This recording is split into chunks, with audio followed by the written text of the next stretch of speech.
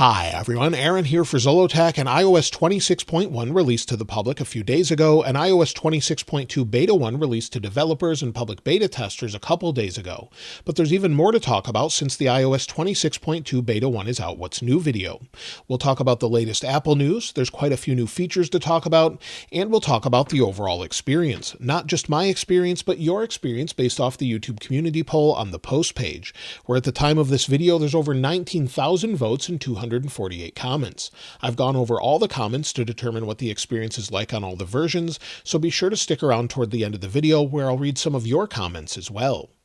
Now, Apple is opening a new store in Long Island with an all-new design. You can see it here. Currently, there's Apple Roosevelt Field, but it says see you soon at our new location on the east side of the mall on the main level, opening Friday, November 21st at 10 a.m.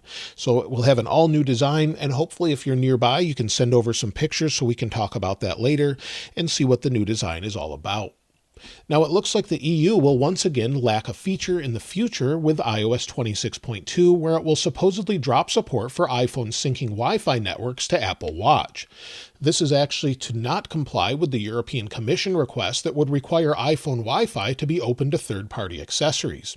It's long been rumored that they will be opening it to third-party accessories, so maybe this will change in the future, but that's not something that's really great if you don't have Wi-Fi capability on the iPhone, unless you can just set it up manually, and that's what they mean. We need more details about this, but let me know what you think of it in the comments below. Apple this week introduced an all-new intro for Apple TV with the new Apple TV Plus rebranding to just Apple TV. You can see the new icon here that was introduced with iOS 26.1, and they showed how the intro was made this week using practical effects with the over-top design that Apple's really known for. If we take a look at the post on X, you can see here where Andreas Storm posted Apple's TV colorful new branding was built with glass and captured in camera. So it's actually a practical effect and not done with CG or anything else. So this is very impressive and what I really love about Apple. So when they do things like this that are over the top, I definitely appreciate it. So hopefully we'll see more of that in the near future. Apple has announced the Swift Student Challenge for next year. Apple sent out an email and also announced it on their Apple Newsroom website where it says developers decode their journeys from app ideas to the App Store. This is taking place from February 6th, 2026 through February 28th. So this is before WWDC like they typically do, and that will take place in June, but you can read through it. I'll link it in the description below, and it showcases some younger app developers that have made some impactful apps. Apple has a new page that they showed off this week on the developer website where it says discover how apps are using the new design and liquid glass. So they're showing off different applications such as Crumble, showing the new liquid glass designs on the right here, Tide Guide, along with GrowPal, Lumi that I've long used on my Apple Watch with the complication in the middle here, and many different applications as well. So this may be to encourage people to use liquid glass and change the overall interface within their apps. So it seems quite a few people do like liquid glass, but of course there's still people that don't as well. It appears that Apple's Siri update is on track that will be powered with AI, but this time with the help of Google Gemini. There's long been rumors of this, but it seems that Apple is apparently going to pay Google around $1 billion per year for an AI model that uses 1.2 trillion parameters. The model is expected to run on Apple's own private cloud compute servers and not through Google. So we expect the updated Siri to launch around March of next year or around the iOS 26.4 timeframe, sometime around then. When it comes to new features, well, there's quite a few new ones to talk about with iOS 26.2 Beta 1. The first thing has to do with alerts. If we go into settings, within accessibility, if we scroll down to audio and visual, then we scroll down here a little bit more, you'll see that we have the option to flash for alerts. If we go into this, we now have the option for LED flash, screen, or both. Prior to this, it was just LED flash. So now if you want to utilize those, just enable it and it will flash your display for alerts.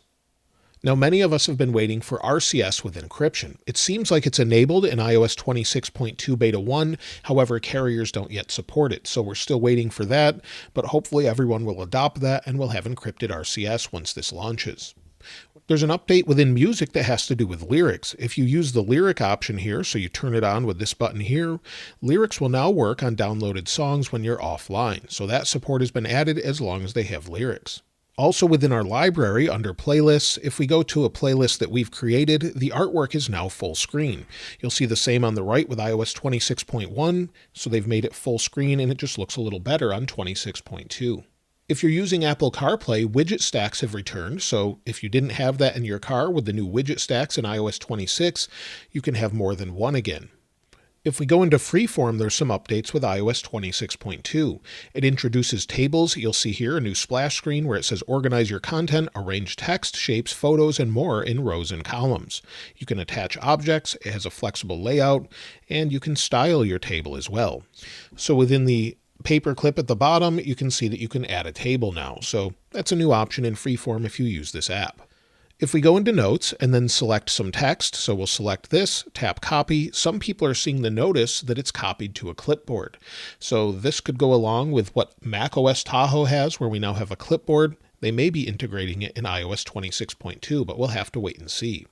There's also some new updates to settings. If we go into Settings, and within Notifications, if we scroll all the way to the bottom, you'll see a new section for enhanced alerts. It's now in its own section, and if we go into this, we have earthquake alerts, imminent threat alerts, and improve alert delivery. So that's a new section with some additional alerts that have been added.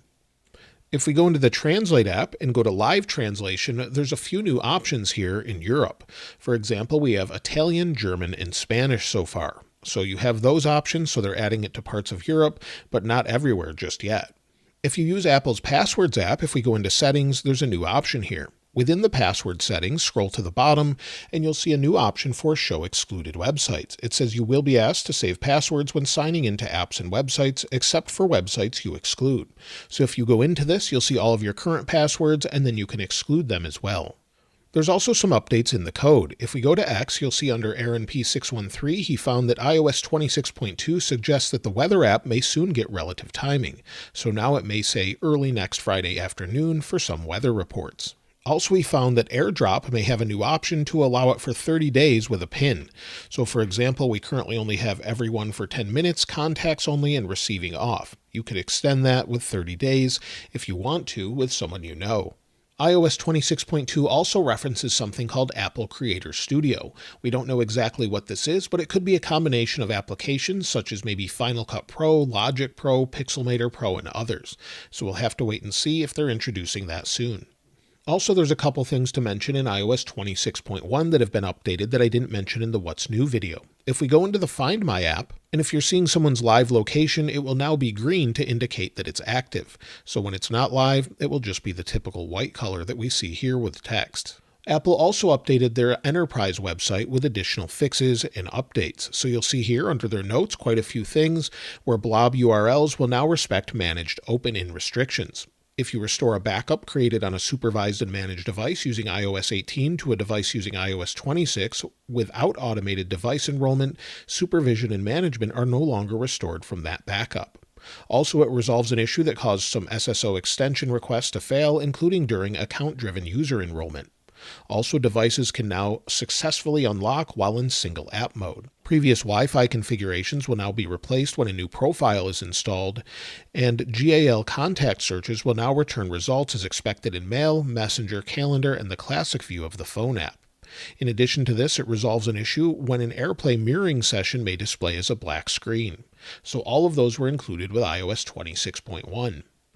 Apple also updated Shazam this week with new Liquid Glass updates. So we have the new Liquid Glass menu at the bottom here. So depending on what you're scrolling through, you'll see it's translucent, or you could have it tinted, however you have it set up.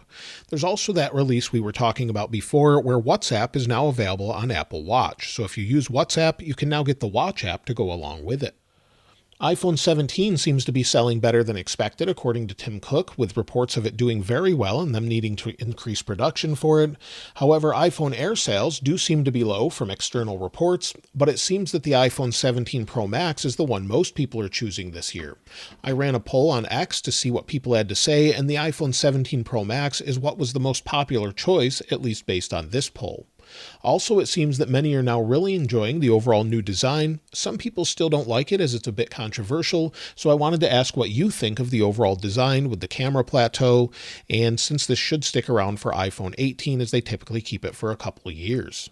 Now this week, after Apple released iOS 26.2 Beta 1 for developers and public beta testers, they stopped signing it for iPhone Air, iPhone 16e, and the M5 iPad Pro, all with the C1 or C1X Apple modem in them.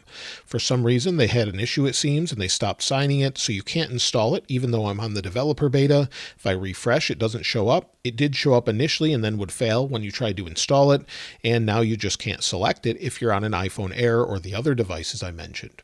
When it comes to iOS 26.2 Beta 2, well, we would expect that typically in a couple weeks, but we could see it as soon as the 10th or maybe later next week, but more likely the following week on the 17th or 18th. Then we could have a public release in mid-December. That's usually what happens, maybe the second or third week of December, and then maybe iOS 26.3 Beta 1 and nothing more until the new year. So typically there's a holiday vacation there for Apple and everyone's on break, and then we'll see it come back usually the second or third week of January. So that's usually what we can expect as far as the release schedule through the end of the year, and that's what I would expect this year as well. When it comes to AirPods Pro 3 and the overall experience, it's been a little weird lately. Typically with AirPods, they are reliable and seem to work well, but I've had quite a few issues with them disconnecting with my Mac and just not working properly, and this is on a public release. I don't have any betas installed on them, and there's been no real new releases yet for AirPods. So at this point, it seems like they're okay, but sometimes they just fail to connect. I have to put them back into the case, close it, reopen it, and then it works properly. Also, the battery seems to drain like crazy on AirPods Pro 3, at least on the case. So even though this has less battery than the AirPods Pro 2, it seems like I'm charging this more and more for some reason. So let me know your experience with that in the comments below. When it comes to the experience of iOS 18.7.2, 100% of the comments about battery on iOS 18.7.2 say that it's as good as or better than iOS 18.7.1. It's stable, performance is good, opening cameras, things like that are super fast, and in general, it's a great update, along with additional security updates as well, so that's great to hear. When it comes to iOS 26.1, I've been using it full-time on the iPhone Air, and it's definitely better than iOS 26.0.1, but still has some issues. So if we swipe to the widget page, it definitely stutters or drops overall frames. Sometimes swiping between different pages, it does the same. Also, there's stuttering in the control center when swiping between pages, and you still have that ghosting effect sometimes. So you swipe home, and it's sort of ghosting. It's easier to see on a dark wallpaper, but it will ghost and then sort of just blink off the display. So that's something that's a bit odd that I didn't think I had at first, but it's definitely still there. CarPlay connectivity is still an issue for some. However, this seems like it might be limited to specific makes of vehicles. For example, the ones I have don't really have any issues anymore, but I'm hearing from people with Hondas and a few other vehicles that CarPlay is definitely an issue. So that's something that hopefully will get resolved, and why there's that compatibility issue, I'm not sure. Video playback is freezing for some, and brightness is adjusting on its own. For example, brightness right before this video, this is the first time I had it happen, on the iPad that I have here, adjusted on its own out of nowhere, and it's actually in manual brightness right now as I keep it at the same level when I'm recording a video, but it just went all the way bright for some reason, and I had to bring it down. I didn't do anything to the display, anything else, it was just sitting there and adjusted on its own. So that's an odd issue that I faced. When it comes to iOS 26.2 Beta 1, the overall experience is fairly similar to 26.1, but with more refinement.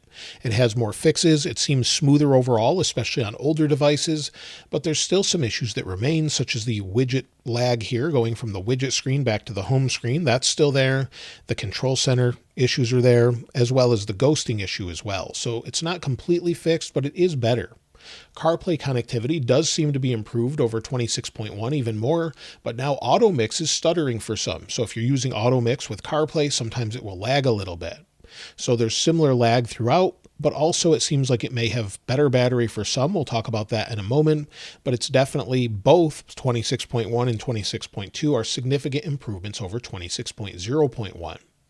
The wallpaper bug is still present on both devices though, so if we swipe home, you'll see it's nice and vibrant on the lock screen, and then it desaturates as we go home. So again, it's vibrant, then desaturates. So that's an issue that's still here. Sometimes it's fixed, sometimes it isn't, but it still remains. As far as performance, well, performance on 18.7.2 is, like I mentioned before, smooth overall, very stable.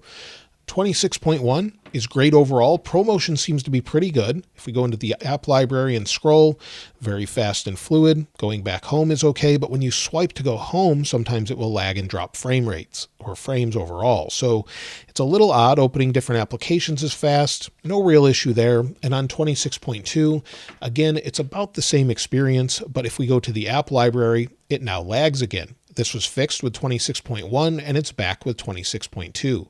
So again, there's that lag. So occasional odd bugs throughout, but it's generally fast, especially if you're using a newer phone. But you can see stuttering as I'm scrolling, and it's just something Apple's not really known for that they need to fix. When it comes to overall heat and thermals, well, let's go ahead and run benchmarks and see what it's like, but generally they've been pretty good. No real issues to complain about with at least the public version and the beta. But let's run benchmarks. We'll go into Geekbench 6. And then we'll run CPU benchmarks, and when it's about halfway done, we'll take a look at the overall thermals. On the iPhone Air running iOS 26.1, we're at about 40 degrees, 42 degrees Celsius, which is pretty typical. iOS 26.2 on the 17 Pro Max is around 33 degrees, and on the 16 Pro Max running iOS 18.7.2, we're around 38 degrees, so 37.7 degrees or so, and in general, right where you would expect them. So they're not super hot to the touch. The iPhone Air is staying right where I expect it. Benchmarks completed, and they're all about what you would expect. On the iPhone Air, 3,627 for single core, 9,125 for multi-core. If we take a look at the history, it's been a little bit better. I ran it earlier today, and we had 9,478 with 3,720. So overall, it's well within the margin of error. The iPhone 17 Pro Max, I've seen better scores, but it's pretty good. And I ran this about 5 times today, and the best score I had was 3,911 for single core, 10,030 for multi-core. When it comes to the iPhone 16 Pro Max on iOS 18.7.2, 3,510 and 8,251. If we take a look at previous updates, it's about the same, even a little bit higher than when I ran it before on 18.7.2. So overall, very good, well within the margin of error, but you could run this 4 times and get 4 very different results. When it comes to battery life, iOS 18.7.2 is great, like I mentioned before. iOS 26.1 seems to be an improvement for me as well. If we take a look at my battery, this is on the iPhone Air, so it's going to be a little bit lower screen on time. But if we take a look at battery health, we have 100% capacity with 42 cycles. I have so many cycles because I have to charge it all the time, but it is better than 26.0.1. For example, yesterday, I had 4 hours and 31 minutes of screen active time, 6 hours and 31 minutes of screen idle time, and used 96% of the battery. The day before, 5 hours and 14 minutes with 107%.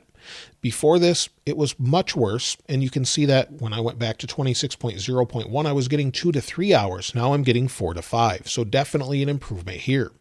When it comes to iOS 26.2 Beta 1, well, let's take a look at a couple people who sent in their battery life.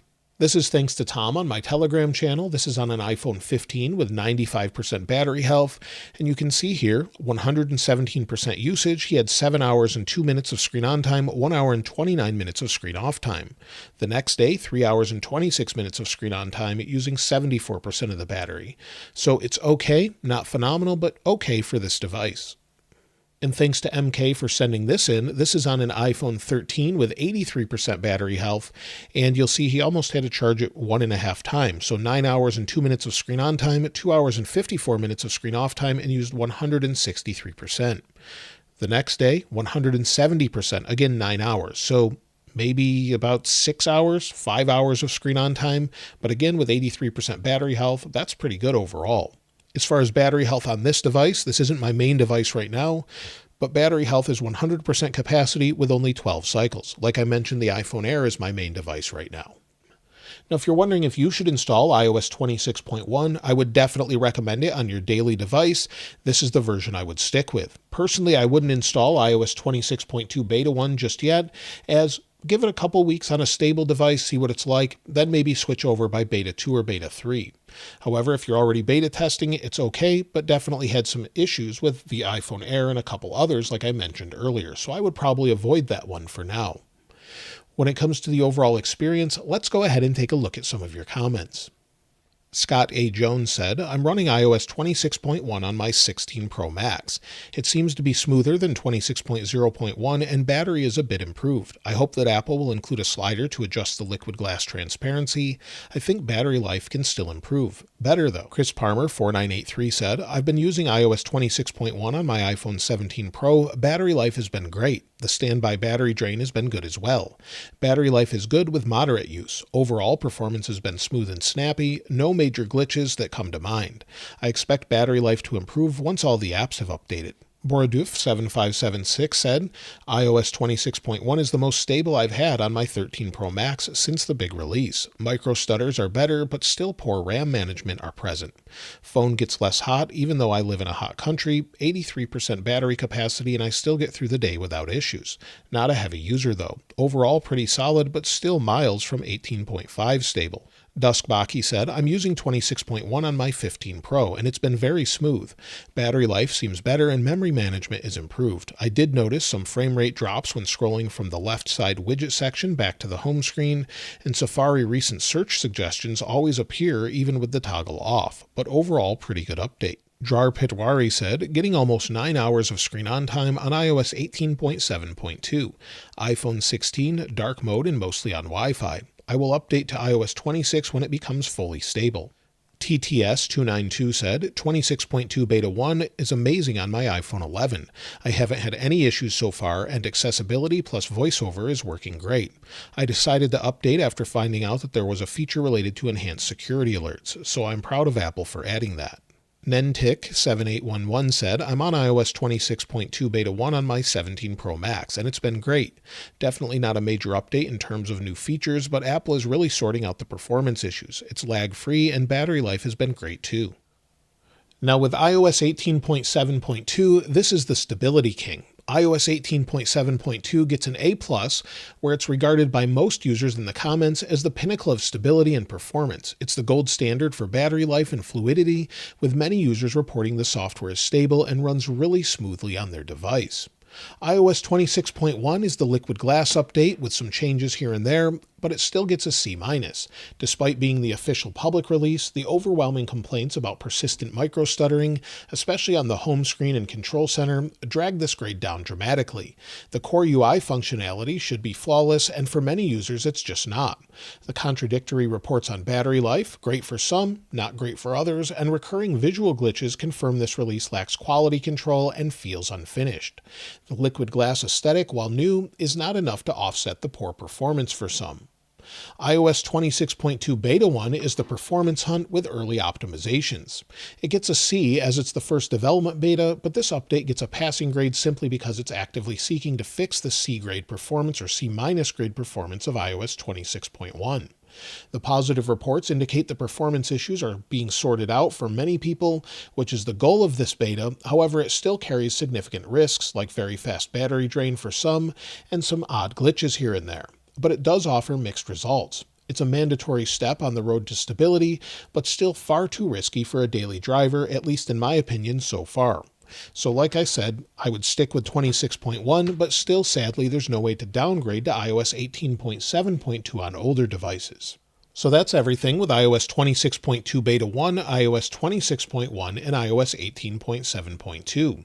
Let me know your overall experience in the comments below, as I always love to read those comments. And of course, I'll link this wallpaper in the description like I normally do. If you haven't subscribed already though, please subscribe. And if you enjoyed the video, please give it a like. As always, thanks for watching. This is Aaron. I'll see you next time.